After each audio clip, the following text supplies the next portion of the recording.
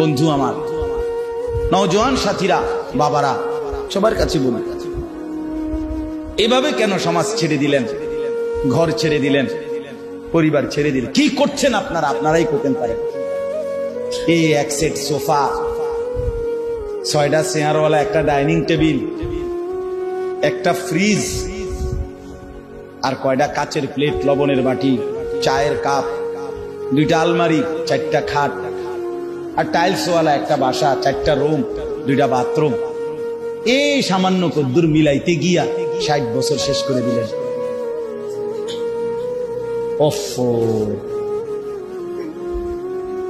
এই এত লম্বা হায়াত, এতগুলো সপ্তাহ, মাস, বছর, এটুকুতেই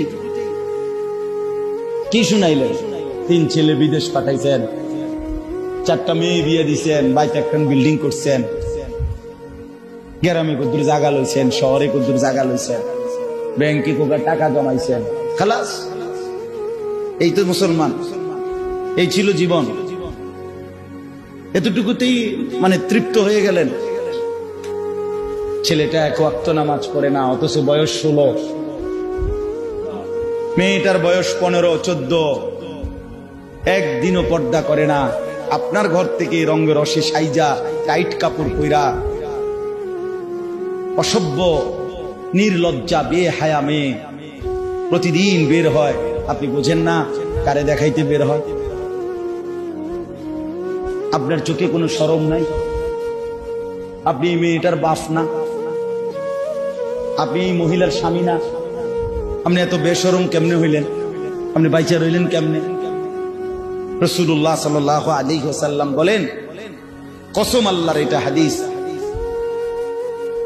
যেই পুরুষ তার স্ত্রী সন্তানের জন্য অশ্লীলতা, বেহায়াপনা, নাফরমানি, বেপরদেগি পছন্দ করে, মেনে নেয়, স্বীকৃতি দেয়, আল্লাযী ইউকিররু আহলাহু আল খুবুস, নবীজি বলেন সেই পুরুষ দাইয়ুস। আর আল্লাহর নবী বলছেন দাইয়ুসের জন্য জান্নাত হারাম। দাইয়ুসের জন্য জান্নাত হারাম। এই জন্য ছেলেদেরকে বলি, ভাইয়া নষ্ট হয়েও না। আমার নওজোয়ান ভাইয়া, নিজেরে বরবাদ করো। এত বেডির দরকার নাই, ফাটতা না, কোনো দরকার নেই। শুধু শুধু এতটি বেডি লইয়া কোনো কাম হইত না। সারা দিন সারা রাত মোবাইলে বেডির ছবি দেখো না, এত বেডি বেড হইতে লাগে না। এত নারী দরকার নেই। জীবন মানে শুধু নারী না, পৃথিবীতে আসার উদ্দেশ্য শুধুই নারী না। এক মহিলার ছবি, মহিলার সাথে প্রেম, এক নারীর দিকে নিয়ে সারা দিন রাত। নারে দোস্ত, মানুষ এত মাতাল হওয়ার কথা না, এত পাগল, এত তার সিরা মানুষ হয়। নারী তো প্রয়োজন মানুষের মধ্যে ক্ষুধার চাহিদা, এটা কে দিছে? তো পূরণের ব্যবস্থা আল্লাহ রাখছে। মানুষের মধ্যে পানির তৃষ্ণা, এটা কে দিছেন? তো এটা পূরণের ব্যবস্থাও কে রাখছেন? মানুষের লজ্জাস্থানের চাহিদা, শাহওয়াত, এটা আল্লাহর দেওয়া। কার দেওয়া? এটা পূরণের হালাল পবিত্র ব্যবস্থাও আল্লাহ রেখেছেন কিনা বলেন তো? তাইলে আর সমস্যা কি? তাইলে আর সমস্যা কি? এর জন্য এরকম কুত্তার মতো হয়ে যাওয়ার অর্থটা কি বেটা? 24 ঘন্টা নারী, ছবি, নর্তকী, নাচ, গান, জিনা, ব্যভিচার, অশ্লীল দৃশ্য আর মেয়ের পিছনে পড়ে থাকার মধ্যে সার্থকতাটা কি বেটা? এমন সুন্দর যৌবন, 16, 17, 18, 20 বছরের এমন সুস্থ সবল শরীর, দেহটাকে বাপ কেমনে নষ্ট করে দিলা? কেমনে নষ্ট করে দিল? আমি বুঝি না এটা কি হায়াত নষ্ট করে দিল, কি চমৎকার জিন্দেগিটা শেষ করে দিল। হায় হায় হায়, আল্লাহ আমাদেরকে মাফ করে দেন। যে ভাইরা উদ্যোগ নিছেন, আল ইসলাহ পাঠাগার, মাশাআল্লাহ, সংশোধন, আগে ফিকির করবেন। শুধু কেবল ফেসবুক, শুধু মোবাইলে ছবি আসলো, ইউটিউবে ছবি আসলো, ফেসবুকে এই করেছেন সেই করেছেন, শুধু এতটুকুতেই খুশি হইবেন না। কারণ নিজের সুন্দর, নিজের আখলাক, নিজের পরিবর্তন, নিজের সেজদা, নিজের নামাজ, নিজের বন্দেগী, এটার দিকে নজর রাখুন। আমরা এই করেছি, ওই করেছি, মানুষের কল্যাণে এই করেছি, মানুষ কিন্তু আমনেও কথা কয় না, আপনি নিজেও তো কি নিজের কল্যাণের ফিকির করেন, নিজের ফিকির করেন। আল্লাহ আপনাদেরকে উত্তম ভাবে তৌফিক দান করেন। তাহলে আমার বক্তব্যটা ছিল এটাই, ইসলাম সংশোধন করতে হবে নিজের, এক নম্বরে। আর প্রথম সংশোধন ঈমান আকীদা। প্রথম সংশোধন কিসের? 2 নম্বর ইবাদত মানে আমল। 3 নম্বর হলো মুআমালাত, লেনদেন। আমরা চলতে গিয়ে জীবন চলার পথে জমির বেচা কিনা, এরপরে আমাদের সমস্ত উৎপন্ন কর্ম, আমরা যে উপার্জন করি, উপার্জনের যার যেটা পন্থা, চাকরি বলেন, ব্যবসা বলেন, ক্ষেত বলেন, যেটাই বলেন, যে যেমনি রোজগার করে, এর রোজগার মানেই লেনদেন। রোজগার মানে কি? কেউ পণ্য দেয়, কেউ টাকা দেয়, কেউ শ্রম দেয়, কেউ মজুরি দেয়, এই না কথাটা? মানে লেনদেন হয় এখানে। আমি শ্রম দিচ্ছি, আপনি আমারে পারিশ্রমিক দিচ্ছেন। আমি মাল দিচ্ছি, আপনি আমারে কি দিচ্ছেন? টাকা দিচ্ছেন। আমি জমি দিতেছি, আপনি আমারে মূল্য দিতেছেন, মানে লেনদেন। এইটাই মুআমালা। এইটাকেও সংশোধন করা আছে। এটার মধ্যে কোনো হারাম আছে কিনা, সুদ আছে কিনা, ঘুষ আছে কিনা, অবৈধ উপার্জন আছে কিনা, হারাম আছে কিনা, এটাকে বাছাই করে সংশোধন করে।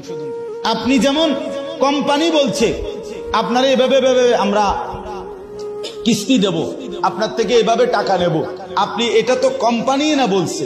আপনার উচিত একজন আলেমে দ্বীনকে জিজ্ঞেস করা যে হুজুর আমার দোকানের ব্যবসাটা হলো এই, আমারে এই কোম্পানি এভাবে মাল দিতে চায়, এভাবে টাকা নিতে চায়, আমার এটা দেওয়া নেওয়া ঠিক হবে কিনা? এটা কি 10টা মিনিট, আধা ঘন্টা একজন আলেমের কাছে জিজ্ঞেস করে নেওয়া যাইতো না? কথা বলেন না কেন? না, কিন্তু আপনি দেখেন এটা জিজ্ঞাসা করতে রাজি। আমার সম্পদের উপরে এটা জিজ্ঞাসা করা উচিত যে আমার লেনদেনটা সহি কিনা। এই যে আমাদের সমাজে যুগ যুগ ধরে বন্ধকের যে সিস্টেম আজও বদলানো যাচ্ছে না, অথচ এটা 100 যে আধা 30 শতক 20 শতক আধাকানি জমি আমনে আমি দিলাম, আর আমনের থেকে আমি 50,000 টাকা নিছি বা 1 লাখ টাকা দিছি, বিনিময়ে আমনের কাছে আমি 20 শতক জমি কি রাখছি? বন্ধক রাখছি, আর আমনের থেকে আমি টাকা নিছি 50,000। এখন আমাদের দেশের নিয়ম কি, যে যতদিন পর্যন্ত এই 50,000 টাকা সুদ না করবে, তারপরে না দিতে পারবো, অতদিন এই 20 শতক জমি উনি ভোগ করবে। এটা না নিয়ম? এটা 100 হারাম, 100 হারাম, হারাম হারাম হারাম। এটা হারাম বেটা, হারাম খাইলা তুমি, হারাম খাইলা। যদি বলেন ওমা আপনি নতুন করে এই কথা কইলে বলি হুজুর, না আমি নতুন করে কইলে হইতো না, জানতা আপনি আপনার পুরান কথা খায় না, অসুবিধা, আমাদের মানা করছি না, আমি তো জামুগা। এখন বয়ান শেষ হইলে তো আমার গাড়ি রেডি, আমি দৌড় কুমিল্লা, আমি কিত্তাম আপনার কান্দে লই বয়ে থাকতাম। আপনারে বললাম। হ্যাঁ, এবার যদি আপনি বলেন না হুজুর এটা হারাম না, আপনার কাছে হুজুর আছে, অন্য কেউ বলছে এটা জায়েজ, তাহলে কে বলছে আমারে জানাইলে এরপরে আমার বিচার যেদিন হবে সেদিন আমি বটনি লাগাবো আপনার সামনে কানে ধরে, এবং ভিডিও হইব, রেকর্ডিং হইব, সারা দেশ দেখবো। আপনি বিচারের ডেট ঘোষণা দিয়ে আমি আমু বলে। তাহলে কথার কথা একটা উদাহরণ দিলাম, অসংখ্য গাছের ফল, পুকুরের মাছ আপনার আন্দাজের উপরে বিক্রি করে ফেলে। ও বইল মানে মুকুল বের হইতে হইতে কি বিচ্ছেলায় ফল বিক্রি করে ফেলে। তো এটা কি হালাল না হারাম জিজ্ঞেস করছে? হুজুর এমনি তো চলতে আছে, এমনি চললে, এমনি তো কত মানুষ বিড়ি খাইতে, এই জন্য সবাই বিড়ি খাই দেবো নাকি?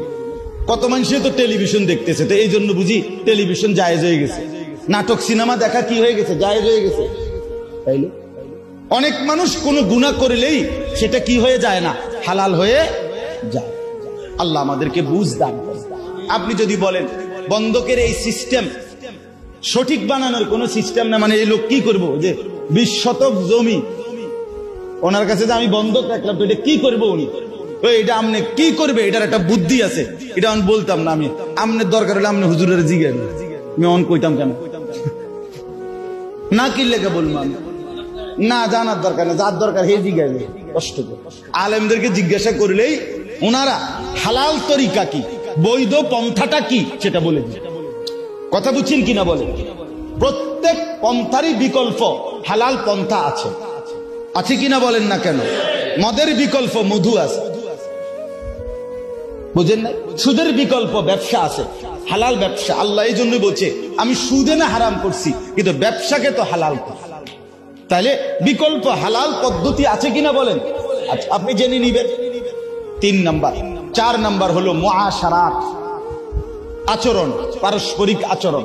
মা, বাবা, স্ত্রী, সন্তান, চাচা, মামা, ফুফা, খালু, পাড়া, মহল্লা, প্রতিবেশী, আত্মীয় স্বজন, বন্ধু বান্ধব, চলার পথের পথিক, মুসাফির, এতিম, গরিব, ফকির, মিসকিন, অসহায়, এই সমাজের আমাকে বাদ দিয়ে যত মানুষ, কার সাথে আমার আচরণ কি হবে এটা জানা, এটা ঠিক করা, এটাও আমার সংশোধনের অংশ। কথা বুঝছেন? মার সাথে আচরণ যা, স্ত্রীর সাথে আচরণ তা কেমন, সন্তান ভাইয়ের সাথে কেমন, নিকট আত্মীয়ের সাথে আচরণ কেমন, দূরের আত্মীয়ের সাথে আচরণ কেমন, এইটার স্তর জানা চাই, এটার স্তর জানা চাই। মাকে প্রাধান্য দিয়ে স্ত্রীকে জুলুম না করা, স্ত্রীকে প্রাধান্য দিয়ে মার উপরে জুলুম না করা, প্রত্যেককে তার হক আদায় করা। এই আল্লাহ আমাদেরকে বুঝ দান করেন। 5 নাম্বার হলো আখলাক, আমাদের অন্তরের ভিতরে চরিত্র। প্রত্যেক মানুষের অন্তরে 2 রকমের চরিত্র আছে, কিছু মন্দ চরিত্র, কিছু উত্তম চরিত্র। মন্দ চরিত্রগুলো সরিয়ে ফেলা আর উত্তম চরিত্রগুলো নিজের মধ্যে তৈরি করা, সংশোধন করা। যেমন আপনার মনে করেন কৃপণতা, এ মানুষের ভিতরে থাকে, কৃপণতার একটা অভ্যাস, এটা একটা মন্দ চরিত্র, এটা দূরে সরানো উচিত। দানশীলতা, পরোপকার, এটা একটা উত্তম চরিত্র, এটা আনয়ন করা উচিত। পরের গীবত, পরের প্রতি ঈর্ষা, মানে কারো কিছু ভালো দেখলেই গাও জ্বলা, হিংসা, ঈর্ষা, হিংসা, এটা একটা কি মন্দ চরিত্র। অপরের কল্যাণ দেখে খুশি হওয়া, এটা একটা উত্তম চরিত্র। তাহলে ওই মন্দটা সরানো, উত্তমটা আনা, এটা আমাদের দরকার। তাহলে আমি অল্প কথায় বললাম, 1 নাম্বার আমাদের ঈমান আকীদা সংশোধন করা উচিত, 2 নাম্বার ইবাদত আমল সংশোধন করা উচিত, 3 নাম্বার লেনদেন সংশোধন করা উচিত, 4 নাম্বার পারস্পরিক আচরণ সংশোধন করা উচিত, 5 নাম্বার আখলাক মানে ভেতরের চরিত্র সংশোধন করা উচিত। তাহলে ইসলাহি মাহফিল এবার বলেন তো কি পরিমাণ দরকার? কথাটা বুঝছেন কিনা বলেন? এগুলো একটা একটা করে ধরে ধরে ধীরে ধীরে ঠিক করা দরকার, শোনা দরকার, বুঝা দরকার, সংশোধন করা। এই জন্য আমি অনুরোধ করলাম, যেই ভাইরা আলহামদুলিল্লাহ উদ্যোগ নিছেন, আজকের মজলিসও সাজাইছেন এবং আপনারা ভিন্ন আরো আয়োজনও করছেন, আপনাদের এই সব আয়োজনে আল্লাহ তাআলা বরকত দান করেন। আর আপনারা যারা মসজিদের কমিটি আছেন, মসজিদের ইমাম সাহেব, খতিব, মুয়াজ্জিন সাহেব আছেন এবং মহল্লার মুসল্লি আছেন, আপনাদের কাছে অনুরোধ, আলহামদুলিল্লাহ আপনাদের ফেনী সমৃদ্ধ এলাকা, ফেনী জেলা ওলামায়ে কেরামের জেলা, ওলামায়ে কেরামের জেলা, উপযুক্ত আল্লাহওয়ালা মুত্তাকি ফরহেজগার ওলামায়ে কেরাম আলহামদুলিল্লাহ আছে এখানে। এই জন্য আপনারা মাঝে মাঝে 2 মাস পরে পারেন, 3 মাস পরে পারেন, এরকম ইসলাহি মজলিস করার চেষ্টা করবেন। জনপ্রিয়তা কোনো জরুরি না, কোন বক্তার জনপ্রিয়তা আছে, উনি আইলে কিছু লোক বেশি হইব না, এই জনপ্রিয়তার মোহ এটা ঠিক না। আমার জনপ্রিয়তা মূল মাকসাদ না, সংশোধন মূল মাকসাদ। কথা বুঝছেন কিনা?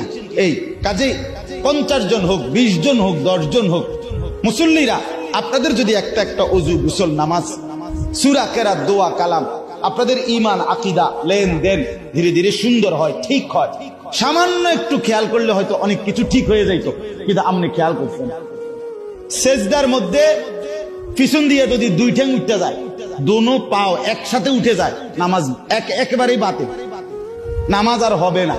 ওই নামাজ সহু সেজদা দিলে হইতো না, নামাজ এটা একবারে বাতিল।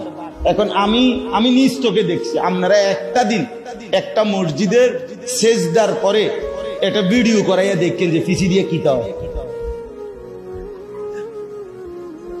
কথাটা আমার বুঝছেন? অথচ এটা একটা ছোট্ট বিষয় যে আপনার এটা মনে রাখা যে আমার দোনো পাও যেন অবশ্যই মাটির সাথে, ফ্লোরের সাথে কি করে থাকে, লাইগা থাকে। তো এটা যদি আমার কারো যদি এই বেখেয়ালে উঠে